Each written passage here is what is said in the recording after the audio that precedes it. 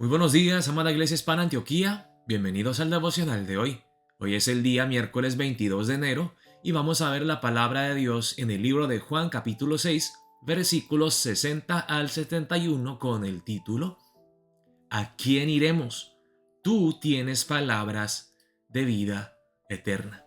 Vamos a ver la palabra empezando en el versículo 60. Dice la palabra de Dios así.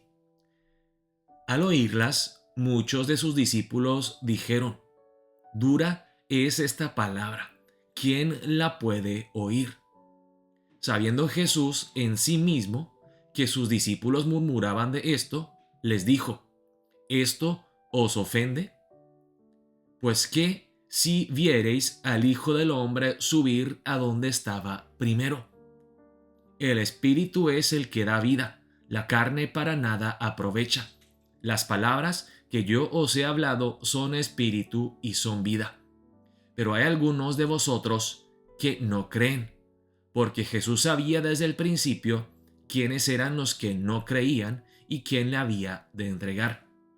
Y dijo: Por eso os he dicho que ninguno puede venir a mí si no le fuere dado del Padre.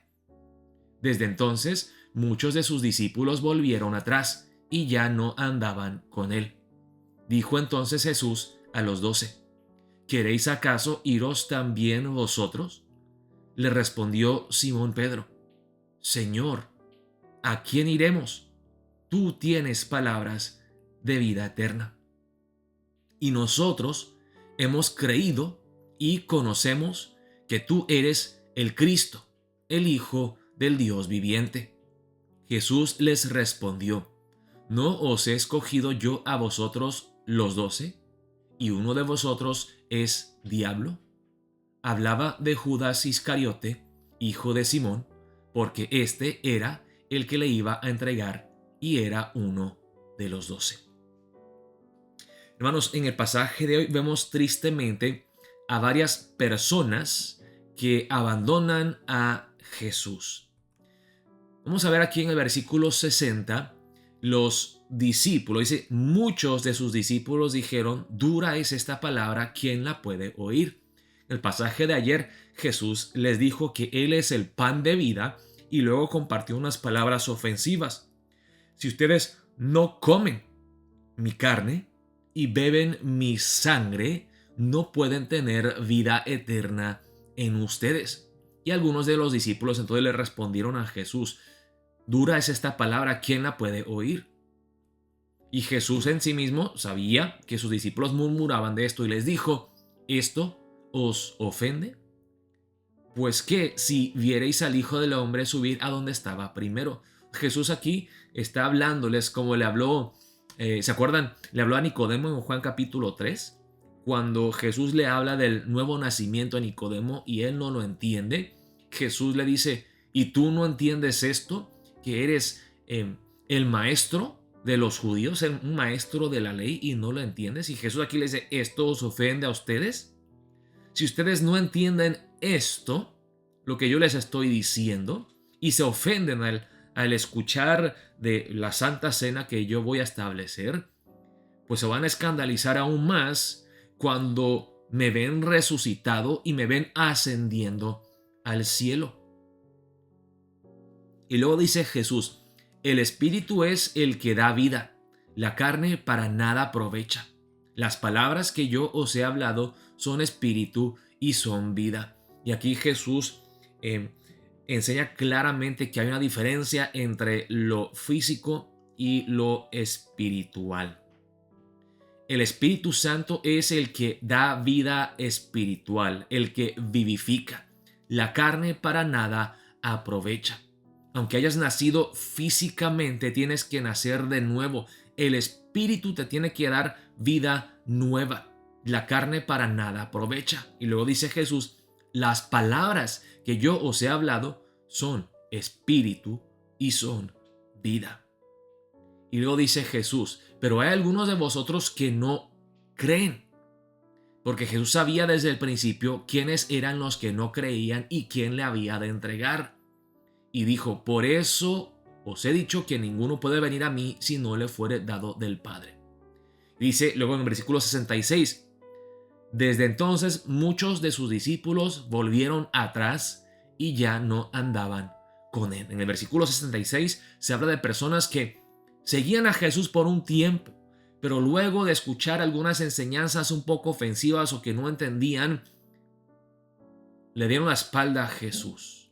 Volvieron atrás, retrocedieron, abandonaron a Jesús. Y luego al final del pasaje de hoy se habla de Judas Iscariote, que también no solamente abandonó a Jesús, sino lo traicionó, lo vendió por 30 piezas de plata.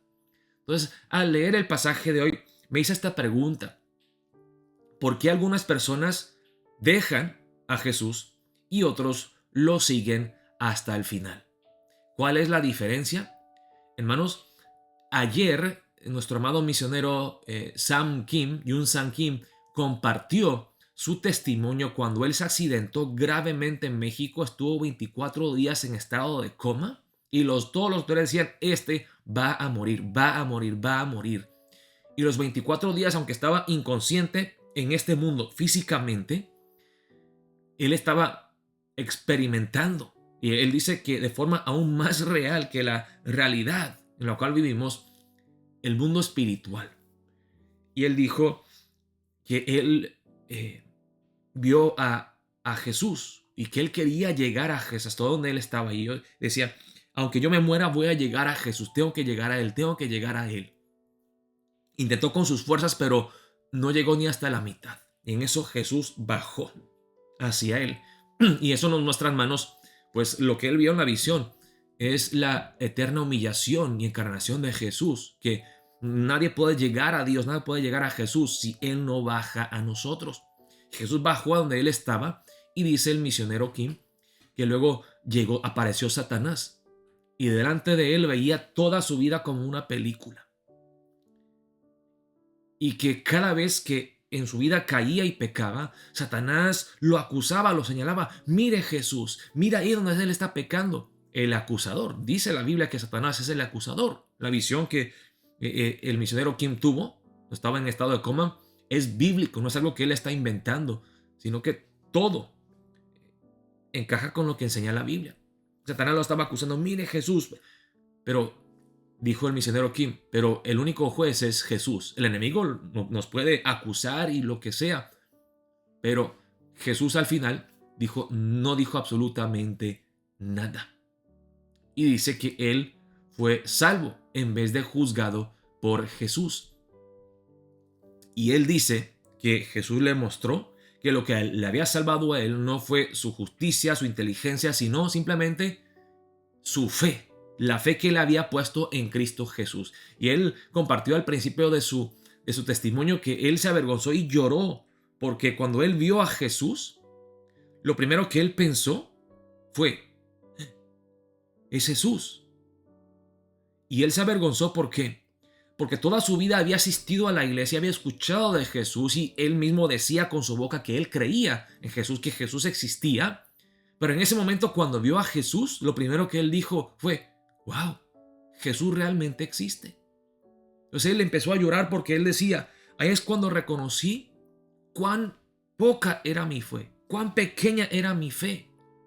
Pero vean, hermanos, que hasta una fe chica, débil, una fe muy pequeña pero débil, que está puesta en Cristo, es fuerte. No porque nuestra fe es fuerte, sino porque Cristo es fuerte. Él es todopoderoso.